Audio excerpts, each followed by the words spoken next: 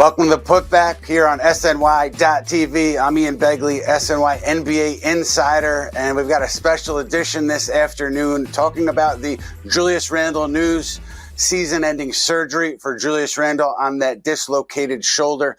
I'm joined by two great guests, Steve Popper, longtime Knicks beat writer from Newday, and Jonathan Macri, the dean of Knicks Film School. Fellas, let's get right into it here. The decision, I'm told that Julius really wanted to come back, and he's devastated by how this had played out. And some of it was about stability with his shoulder. They just couldn't get the stability where they needed it in order for him to come back. Some of it was the possibility of re-injury, dislocation, or even doing further permanent damage to that shoulder. Those are a couple of factors that played into it. We all know he wanted to come back, but one factor here that I think particularly made Randle upset was the idea that they played so well in January with OG Anunoby. He saw this team as having a real chance to compete, and so he was trying to make it back. Obviously couldn't happen, and now the Knicks move forward. And Steve, I want to start with you. The idea that, we were all kind of waiting on pins and needles for him to get cleared for contact. Were you surprised that we're here today, and how do you think they move forward? I am surprised only because, look, we've all seen him on the court, soaked in sweat, working, and this is a guy who just does not miss games. He had played every game until he flipped over Jaime Jaquez here this season. Worked so hard to get back, and I think, as you said, he saw what the potential was for this team, and I think the potential was great. I think this is a team that, at full strength, could have competed with anybody in the NBA this year. So I think we're all surprised, but I think he also laid out this possibility. When we talked to him in February, he did not rule it out and said, it was, sort of a wait and see, and didn't rule out that he was going to, that he had considered surgery at the time, and that he was going to possibly need surgery when the season was over.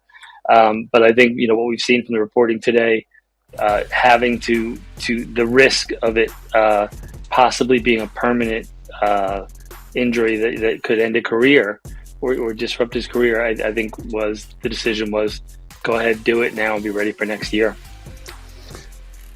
John, your reaction, and what do you think is the best case scenario for the Knicks here without Randle?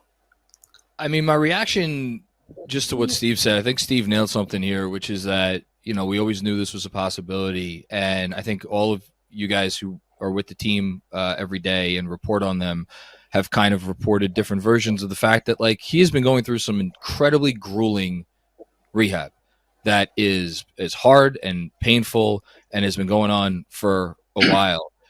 And I have to think that there's a lot of other players out there who, when this injury came down and they got the initial diagnosis and surgery was offered as an option, they just would have taken the surgery and not even tried to make it back. So I think it speaks so much and so highly of Julius Randle that he at least tried to give it a go. And it seems like he pushed it to the point where couldn't push it anymore. And this was very obviously the correct decision. In terms of the second part of the question, Ian, long-term impact, long-term ramifications, I have to hope that, and this is famous last words, to trust a team that has not proven it should be trusted in terms of their reporting on this stuff. But they told us reevaluation in 5 months. All right, well, that puts us at the beginning of September. So maybe doing this now gets him back for the start of next season, which would obviously be a best case scenario. And if he can make it back, I see no reason why they cannot, to some extent, pick up where they left off in January and be the team that was, if not running roughshod over the league, be a team that is a true blue, top 5, top 6 team, a contending team. Now, the decision, I was told it wasn't something that they were kind of stringing along the fan base. I think this was, Julius was making an earnest effort to come back, and this ultimate decision, I think, came down this week at some point. And so, I don't think, I've heard some people say, why are they kind of stringing us along in terms of what the Knicks were doing? And I don't think that they were just they were not saying things that were untrue. I should say that they definitely could have been clear on timetables. They could have given the fans more information and left less to be guessed at. But as far as the timeline on the decision, I think it happened very recently. And so he did give an earnest effort to really get out there, give it a go. I think he's going to become extension eligible at some point. So I don't know how much that factored in, but I have to think it factored in to a degree to this decision if you're going to be risking, permanent damage on your shoulder. I mean, anybody who was dealing with that would certainly think of that. And as they're making this decision, and one thing I wanted to ask you guys and Steve first, what does this mean now for the rest of the season with this group team that's healthy? OG Anunoby may be coming back. What do you see from here? Well, again, it's covered in ifs because we got to see if OG comes back. I think we've seen with this team that we don't always get the full injury report, and we don't know, was there tears in there for Julius that weren't disclosed?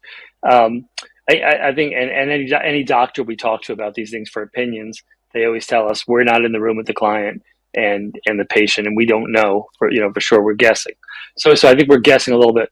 But I will say this, under the assumption that OG comes back and is something close to what he was before the injury by the time the playoffs start, in my head, I say you're trading Quentin Grimes and Julius Randle for OG Anunoby and Dante DiVincenzo.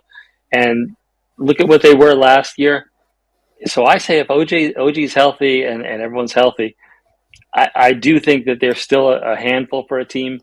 I don't think they're what we thought they were going to be, where they could threaten any team in the East, maybe any team in the NBA. With their depth, I think the loss of Julius offensively is a killer.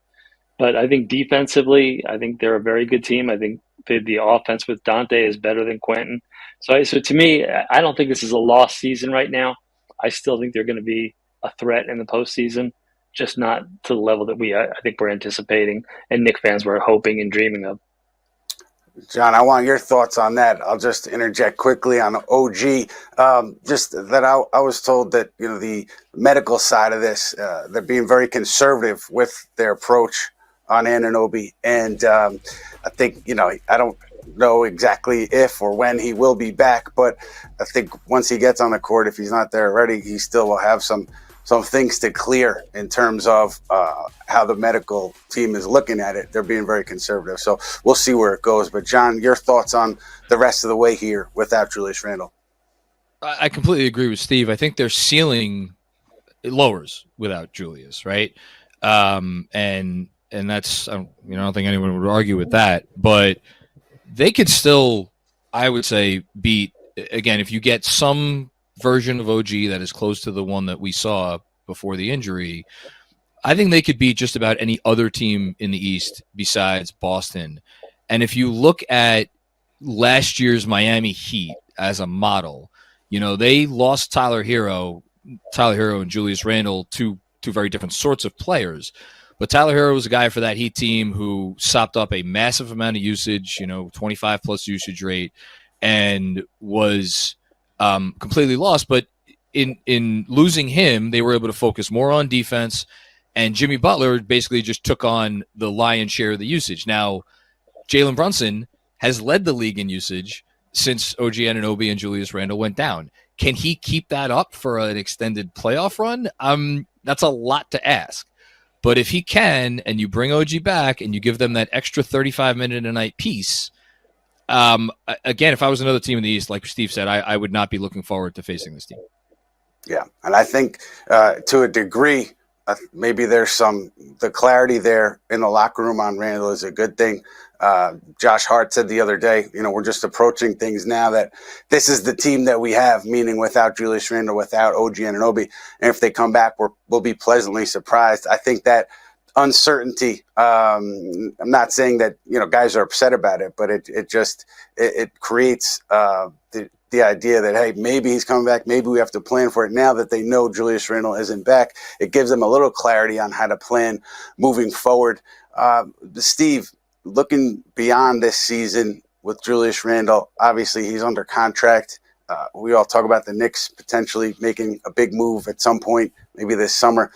Does this mean anything for the big picture with the Knicks and Julius Randle?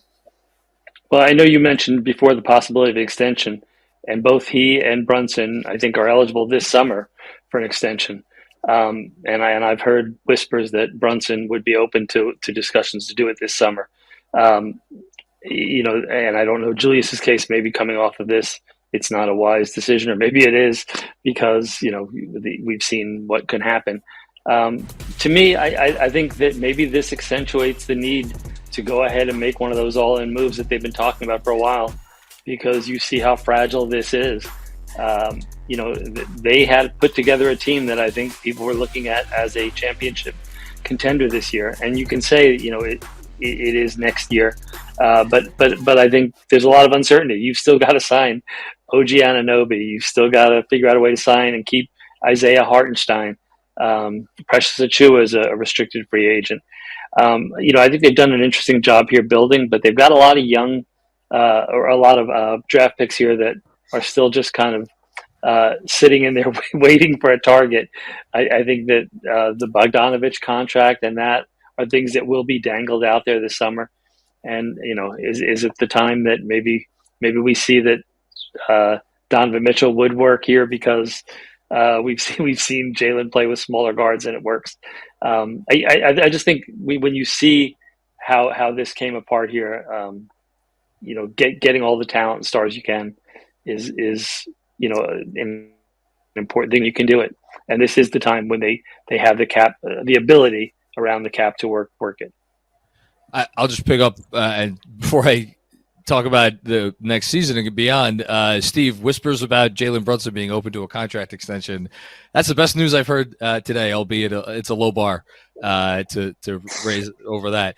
As far as this summer goes, I think, unquestionably this injury complicates things, because from my vantage point, at least, and maybe this is incorrect, I look at how well Dante DiVincenzo has fit in the starting lineup. And I'm not saying he's Donovan Mitchell. Donovan Mitchell's an all-NBA caliber player, but he's third in the league in threes. He defends. Obviously, there's chemistry with Brunson and with the rest of the starting five. So, is that a spot that you're going to swap out for a star player? I don't know. OG, obviously, they're going to hope to resign him. He's a lock for part of their core. And then if you don't have, one of these big centers that becomes available to take, their place in this starting five, which again, we all know who those guys are. One in Philly, everybody's had their eye on for years, but who knows if that comes to fruition. So all of a sudden you're looking at, all right, well, where is there going to be the upgrade? What spot is left to upgrade? And if you land on the position of like, all right, your co-star next to Brunson, well, I don't know how tradable now Julius Randle is this summer, because he's going to be in the middle of rehabbing from this injury. It feels like wrong to even bring that up on the day this news is announced. But if we are looking ahead for moves this team could potentially make, I think it would be irresponsible not to at least, call that into question. What does that look like? What would those negotiations even sound like between them and another team if Randall's name comes up, to the extent that it would come up? I would add too that when I was going to say when you talk about next year, I just don't think this year is a give up right now. If OG is okay, because I think one of the advantages they've had, as hard as it's been and the load that's been on some of these guys, is that we've allowed Dante to become what he is. I think the best season of his career by far. Deuce McBride has come up and just become a real important two-way player. I just think there are pieces here that have had, because they've had so much time without these guys, that if you look at it, there are pieces here who have developed and become an important part of this team. And I think when you fit in an OG, it maybe fits a little better than it did when he went out. The interesting thing here is who steps up now with Julius out. Regardless of what happens with OG, Steve, you just said it, guys have stepped up. Miles McBride certainly is one of those guys playing incredibly well right now. One thing that I wonder, now that we know Julius isn't coming back, we're still not sure about OG. Can these guys who are playing 40-plus minutes a night, can they make it to the finish line here, and how do they look going into the postseason? The Knicks, obviously, if they finish top 6, they'll have about a week off during that play-in tournament, so they should get some rest then. But to me, that's an issue. The elevated minutes that guys are playing now because the team is shorthanded. But specifically now with Randle out, I think we're obviously seeing Josh Hart triple doubles very regularly now, and obviously the offense, sometimes it's there, sometimes it isn't. I think Precious Achiuwa at the 4 as a backup, and he was even starting there for a little bit. I think the Knicks had liked him in that spot in particular, so maybe that's something you see. But Steve, who do you see replacing Randle right now, even with no OG on the court yet? You're just a different team. I mean, look, you play with what you have, and they're a smaller team. They play small.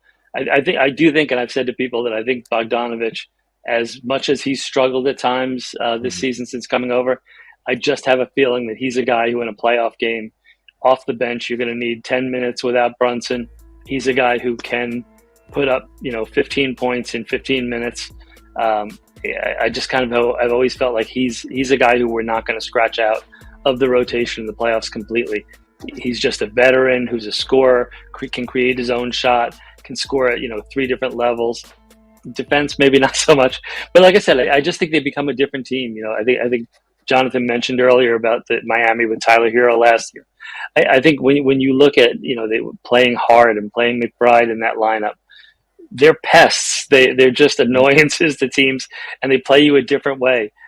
Having Hartenstein and hopefully a healthy Mitchell Robinson back there, that gives you sort of an anchor in the back. But I think that they're just an aggressive 94-foot team that's gonna cause problems for somebody. And how they fill it in, whether it's Precious, who's come up at times, Bogey, I just think they have enough options here to make up for it, and they've had plenty of time to get used to it. Completely agree with Steve again. Steve's taking all my answers. I don't think it's reasonable to look at all the guys we've mentioned, Deuce, Dante, Josh Hart. I know his shot comes and goes, Hartenstein.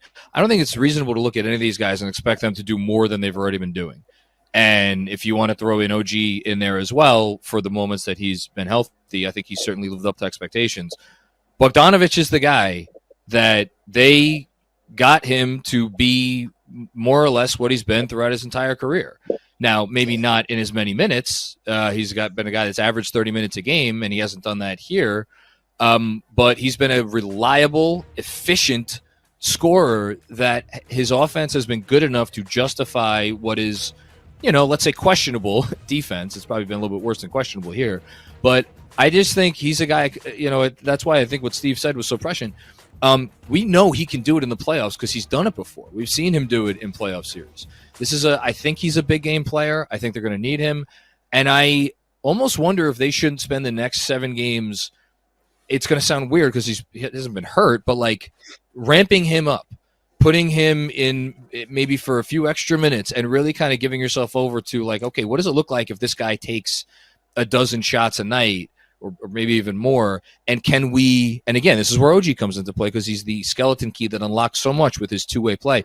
What are the lineups we can put around Bogdanovich where his defense is not hurting you too much, but you could also really spotlight what he's able to do on the offensive end? And that's going to be a tough job for Tibbs.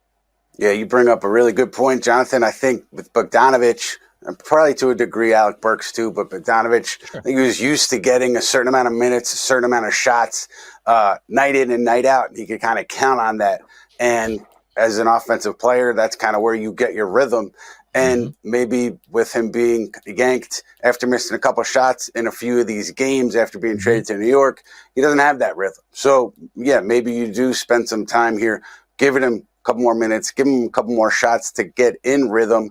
The question that I think I have and other teams have is defensively, is Tom Thibodeau going to be able to have him on the floor and get what he wants out of a team defense and in a playoff situation? I think that's a fair question to ask when you talk about Bogdanovich moving forward, but that's something that he'll have a chance to prove over these last few games, which, as we know, the Knicks could really use some wins here to get them into a spot where they have home court advantage and certainly avoid that play-in tournament.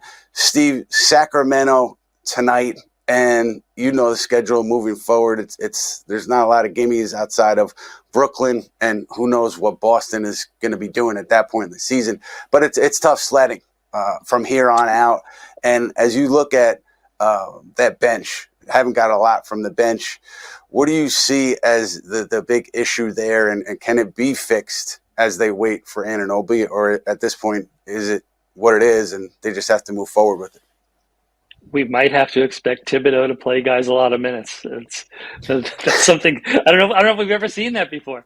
Like as you just mentioned about the Bogdanovich thing, I think there are ways they can work this, because I think where he really becomes valuable is in those no Brunson minutes. And if you compare him with, McBride, Robinson, if OG can be on the floor with him, Hart, I think if you can hide him enough defensively, just like they do. They hide Jalen at times. There's guys on the team that's not their forte. But to your point on here, I think looking at the schedule, I don't think any of us would have guessed a couple months ago that these Bulls games coming late in the season would mean anything. And now it's the Bulls are jockeying for position like everybody else. So I think this becomes a tough trip. We've got Chicago. We go to Milwaukee, and it's, they're trying to get their stuff together, and they're a mess right now. Chicago again, Boston. It's, this is not an easy way to go on the finish line. And I think there was a point here where it looked like they could kind of coast to, whatever it was going to be, 3-4, 2-3-4. I don't think that's the case anymore. And I think, you're in danger of losing home court. The way Orlando has played them this year, even though Orlando is often a home court down there for the Knicks, I don't think you want to give that up and face a team like that. And by the way, with Orlando, if they do have to face them, they better hope OG is healthy, because Banchero is a handful for anybody. I just think this is a tough path, but I think one that they're sort of made for and ready for. I think everything is contingent on, April 20th if OG's ready to go. It's going to be interesting to me, too. Does Jalen Brunson get officiated any differently after Tom Thibodeau came out and said what he said after the Miami game? And, it's led to a little bit of a narrative. We talked to Brian Windhorst about it a couple of days ago about Jalen maybe hunting free throws. And I talked to a couple of people, and they disagree with that pretty vehemently. What's happening, they say, is he's playing the game the right way. Any contact there is him trying to create some space to get a shot off. He's not trying to trick anyone or fool anyone. And also, Steve, we've talked to him a lot. He's not complaining about the refs publicly to us. He talks to them on the floor, claps his hands in the air every once in a while after a call. But we have not heard from Jalen Brunson any complaints about the officiating. So, the idea that he's complaining is not true. And I think the idea that he's hunting out fouls and trying to get to the line, at least, based on the conversations you have, that's not true either. The numbers seem to back it up a little bit too. A couple of fans pointed out that he's not top 10 in free throw attempts, despite being top 3 in drives per game. And according to my guy, Charlie Hustle, 18% of Jalen's points are off of free throws. And that's 126th in the league. So the numbers don't really align there on the free throw discrepancy. But let's get back to Julius before we wrap things up, guys. Do you think that once he's back, 5 months, 6 months, whatever it is, will you look back at this decision and say, hey, this was the right decision. It was fine for him to push it to where he did, and now he's back and he's healthy and everybody's happy? Or do you think they made the wrong decision here? Should they have done surgery initially and tried to play this differently? Steve, what do you think? I don't think we can do, look in the rearview mirror here. I think, as we said in the beginning, what Julius is, the kind of guy he is, we all knew if he could do it, he was going to try and come back. If someone told him there's no way that day, then I think he would have gone and had the surgery. But he put off ankle surgery through the playoffs last year. He's going to do whatever he can to get on the court, and I think we should commend him for that. And I would add, I mentioned this to Jalen Brunson the other day. Julius, seeing the work that he puts in, the kind of attitude he's had here, and seeing him on Jalen's podcast, Jalen and Josh's podcast, I think maybe have opened some eyes in New York to what we know in the locker room, what Julius is, what kind of guy he is, what kind of guy he is to this team. Probably has helped his reputation a little bit this last couple months. But I think he, you can't look back and say this is a wrong decision. You can do it and say, whatever that, we should have done, but I just don't think that's the way to do it. I think if he could play, he was going to do it all along, and you admire him for that. I John, think what are your thoughts there, John? Yeah, I think the wrong decision would have been ignoring what, again, the most updated reports are that the doctors told him that if he came back, there would be a significant risk of re-injury and making the problem worse, which if you just look at the timeline that exists already, well, now you're not only talking about losing this year, but you're talking about losing a significant chunk of next year as well. In terms of putting off the surgery, how rare is it in the NBA when you have a basketball team that is capable of winning, maybe even not even winning a championship, making a finals, and what that means to players, what it means to an organization. This team, I don't know if after, as a fully healthy version of them, did they have, 5% finals equity, 10% finals equity, something probably in that range, but it was more than zero.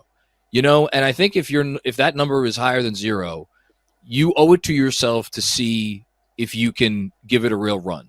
And that's why I think when you look at the risk versus the reward, if that was the upside, and the downside is, all right, you put it off for 2 months, but reevaluate it in the beginning of September. I don't. And maybe something will happen. Maybe something else will emerge where I'm going to be made to look like a fool for saying this, but that doesn't sound like the worst downside to me. If reevaluation a full month before training camp is slated to open, so I see it as having been the correct decision. But what do I know? Yeah, we know Julius wanted to play, and I agree with Steve. I think you commend him for that, and whatever you make of his Knick legacy, whether you're talking about it today or you're talking about it after he comes back, we'll see what happens there. That's got to be a big part of what you talk about when you talk about Julius Randle in New York, trying to play, wanting to get out there, wanting to give it all he had. And, you commend that, and we'll see where the Knicks go from here. But that'll do it for us on the Putback, this special edition, Julius Randle, shoulder surgery. Thank you to Steve Popper, Newsday, beat writer with the Knicks. Thank you to Jonathan Macri, Dean of Knicks Film School. We will be back on Wednesday here at the Putback. We're going to have a couple of guests breaking things down, and also keep an eye on Honda Sports Night every night for your nightly Knicks coverage.